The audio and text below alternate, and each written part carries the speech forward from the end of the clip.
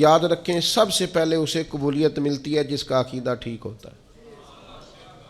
من عمل صالحا من ذکر او انثی وهو مؤمن فلنحینہ حیاتا طیب.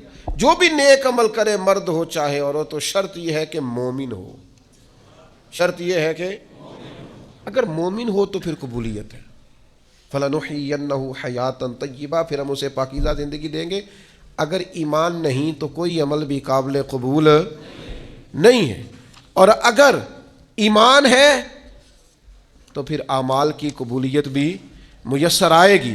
حضرت جناب سیدہ عائشہ صدیقہ رضی اللہ تعالی عنہا ارشاد فرماتی ہیں کہ میں نے عرض کیا تھا یا رسول اللہ، جاہلیت کے دور میں ایک ابن جدان نام کا شخص تھا، وہ بڑی صلہ رحمی کرتا تھا، محتاجوں کو کھانے بڑے کھلاتا تھا، نیک عمل کرتا تھا، تو کیا اسے اس عمل کا کوئی اجر ملے گا؟ یہ مسلم شریف میں حدیث ہے.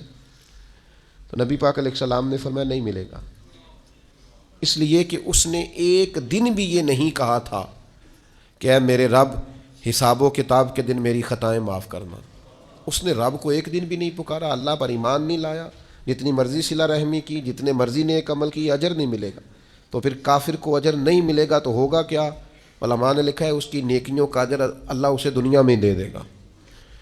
اسے رزق میں وسعت مل گئی، کوئی اور آسانی اسے مل گئی، لیکن قیامت میں نیک اعمال کی قبولیت اس کو ملے گی جس کا عقیدہ ٹھیک ہوگا اور ایمان اس کا پکا ہو. تو اگر ایمان لڑکھڑاتا ہوا ہو تو نیکیاں جتنی مرضی کریں، یقین کامل ہی نہیں، قلہ مضبوط ہی نہیں، تو نیک اعمال کرنے کا کوئی نفع حاصل ہے. قبولیت تب ملے گی جب عقائد درست ہوں گے.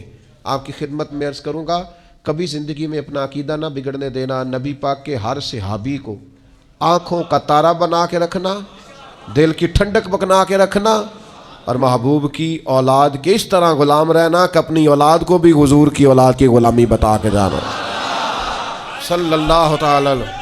تو ایک تو قبولیت کے لیے ایمان کا خالص ہونا شرط ہے، اور دوسرا اعمال کی قبولیت کے لیے شرط ہے کہ عمل بالکل خالص اللہ کے لیے کیا جائے.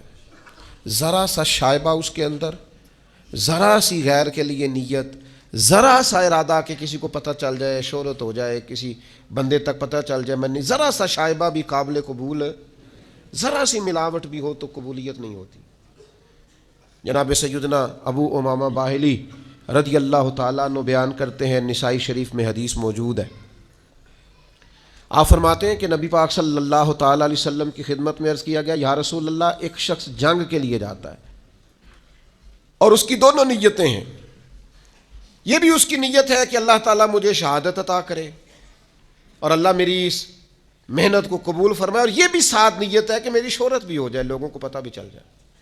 ایسا نہیں ہے کہ رضا الہی کی سرے سے نیت نہیں ہے، رضا الہی کی نیت بھی ہے، پوری ہے کہ اللہ راضی ہو جائے، شہادت کا مرتبہ نصیب ہو جائے، لیکن ساتھ وہ چاہتا ہے چلو تھوڑی بہت شہرت. ایسا نہیں کہ نیت اس کی کنفرم عبادت کی نہیں، عبادت کی بھی ہے لیکن ساتھ تھوڑا بہت ارادہ شہرت کا بھی ہے. یہ کچھ نہ بیماری لگ جاتی ہے. کوئی ہر نیکی کا سٹیٹس لگانا ضروری ہو گیا ہے. یعنی ایک دوست مجھے کہہ رہے تھے کہ بعض لوگ یہ بھی کرتے ہیں، کہتے ہیں 10 دن مجھ سے رابطہ نہ کرنا، میں اعتکاف بیٹھنے جا رہا ہوں. یعنی یہ بھی آپ نے سوشل میڈیا پہ بتا دیا، سب کو پتہ چل جائے. او بھائی کوئی کام تو رہنے دو خالص اللہ کی رضا کے لیے. کہیں تو آپ خاموش ہو جاؤ. 10 دن موبائل بھی تو خراب رہ سکتا ہے، سم بھی آپ کی بلاک ہو سکتی ہے، کچھ بھی تو ہو سکتا ہے. لیکن بھائی خدا کے بندو، یہ بھی بتا دیا ہے کہ 10 دن اس لیے میں آف لائن رہوں گا کہ میں موتقف ہونے جا رہا ہوں. عرض کی یا رسول اللہ، جنگ کی بھی نیت ہے، نسائی میں موجود ہے، اور حضور تھوڑی اس کی یہ بھی نیت ہے کہ شہرت ہو جائے، تو حضور ثواب ملے گا. 2 ٹوک لفظوں میں بالکل واضح اللہ کے حبیب نے فرما دیا، فرمایا جس شخص کی ساتھ شہرت کی بھی نیت ہو اسے اس عمل کا کوئی ثواب نہیں ملے جب تک خالصتاً نیت محض اللہ کی رضا کی نہیں ہوتی. اپنے ارادوں کا وضو کریں یار، تھوڑا خیال کریں. آپ اس بات کو سمجھیں، شہرت ہونا ضروری نہیں، قبولیت ہونا ضروری ہے. لوگوں کو پتہ چلنا ضروری نہیں، رب کے حضور حاضر ہونا. حضرت سعد بن ابی وقاص رضی اللہ تعالیٰ عنہ کے زمانے میں آپ ایک جگہ جہاد کے لیے تشریف لے گئے تو فرماتے ہیں کہ ایک قیمتی سونے کا تاج تھا اس بادشاہ کا جس سے ہماری جنگ تھی، تو وہ تاج نہیں مل رہا تھا. جنگ تو ختم ہو گئی، مسلمانوں کو فتح بھی مل گئی، لیکن وہ تاج بڑا قیمتی تھا، ہیروں والا تھا. تو خیال تھا کہ مل جائے تو چلو مسلمانوں کے مال غنیمت میں نفع آئے گا، غریبوں کا بھلا ہوگا.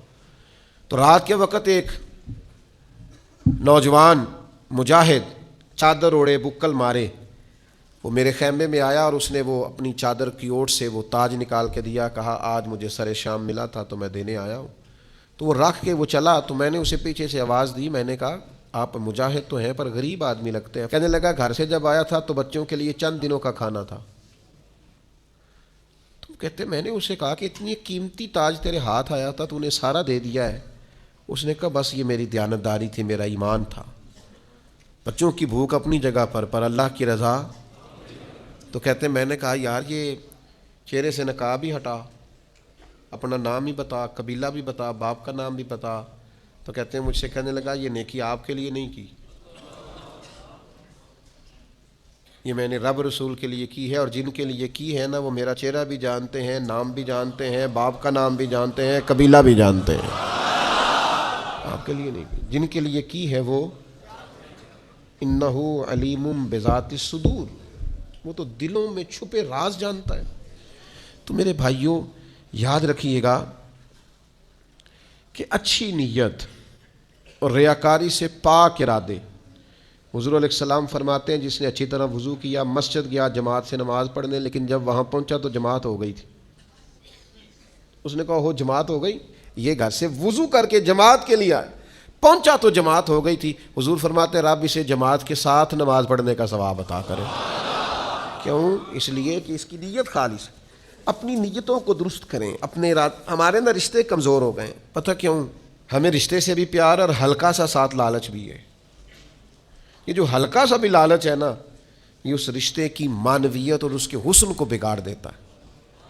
ہم انسانوں سے پیار نہیں کرتے، عہدوں سے پیار کرتے ہیں. لوگوں سے پیار نہیں کرتے، جیبوں سے پیار کرتے ہیں. ہم شخصیات سے محبت نہیں کرتے، ان کے تعارف سے محبت کرتے ہیں. نتیجہ کیا ہوتا ہے کہ وہ جو خالص حسن ہوتا ہے رشتے کا، وہ حسن برقرار نہیں رہتا.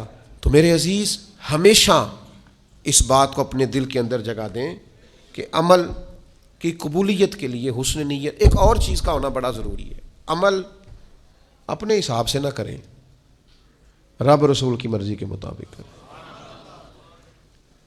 میرے ذوق کا نام شریعت نہیں، شریعت اللہ رسول کی فرما برداری کا نام ہے. میری چاہت کا نام دین نہیں، دین اللہ رسول کی رضا کا نام. ہم نیک عمل کرتے ہیں، ہم نے اپنے حساب سے ترتیب رکھ لیا، اپنے حساب سے. یعنی 5 نمازیں پابندی سے نہیں پڑھ رہا، ختم پابندی سے دلا رہا ہے. وہ فرائض پابندی سے ادا نہیں کر رہا، بزرگوں کی حاضریاں پابندی سے دے رہا ہے. او بھائی آپ اپنی مرضی کے مطابق طے کریں کہ دین کو.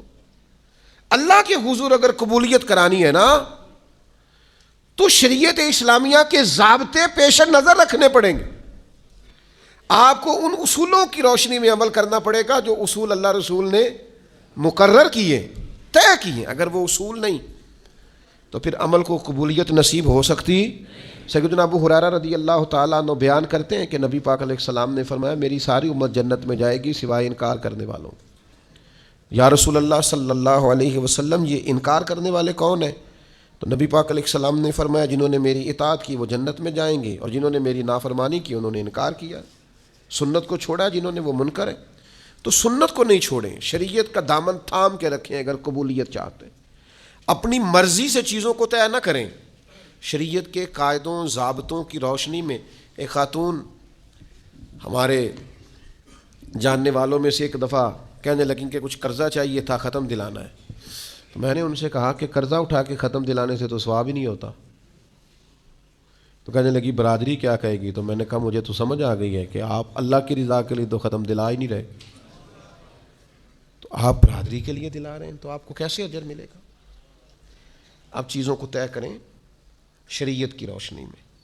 حضور کے دروازہ نور پہ صحابہ گئے، جا کے پاک ماؤں سے پوچھا امہات المومنین سے کہ نبی پاک صلی اللہ علیہ وسلم کی عبادت کا طریقہ بتائیں. تو انہوں نے کہا حضور رات کو کچھ دیر آرام کرتے پھر کچھ دیر عبادت کرتے، کبھی نفلی روزہ رکھتے کبھی چھوڑ دیتے. تو ان میں سے بعض صحابہ کہنے لگے حضور کے صدقے اللہ اگلے پچھلوں کو معاف کرے گا. لیکن نبی پاک صلی اللہ علیہ وسلم تو اللہ کے رسول ہیں، حضور کا تو تھوڑا عمل بھی کیا بات، لیکن ہم چونکہ گناہگار ہیں، کمزور ہیں، ہم ساری رات ہی نفل پڑھیں گے، ہر روز نفلی روزہ رکھیں گے۔ نبی پاک تک یہ بات گئی تو حضور فرمانے لگے میں تم سب سے زیادہ رب کو جانتا ہوں، تم سب سے زیادہ اللہ سے ڈرتا ہوں۔ فرمایا یاد رکھو میں افطار بھی کرتا ہوں، روزہ بھی رکھتا ہوں، عبادت بھی کرتا ہوں، گھر والوں کو وقت بھی دیتا ہوں، آرام بھی کرتا ہوں۔ تو شریعت کے ضابطوں کے مطابق آپ عبادت کریں گے تو قبول ہوگی، اپنی مرضی سے چیزیں طے کرنے سے قبولیت نصیب نہیں ہوتی۔ ضابطے تو اللہ رسول نے بنا کے دیے، ہمیں اپنی مرضی کی چیزیں اس میں سے اختراع کرنے کی ضرورت نہیں ہے۔ تو یہ چند ایک چیزیں ہیں جن کی بنیاد پر انسان کے اعمال اللہ کے حضور قبول ہوتے ہیں۔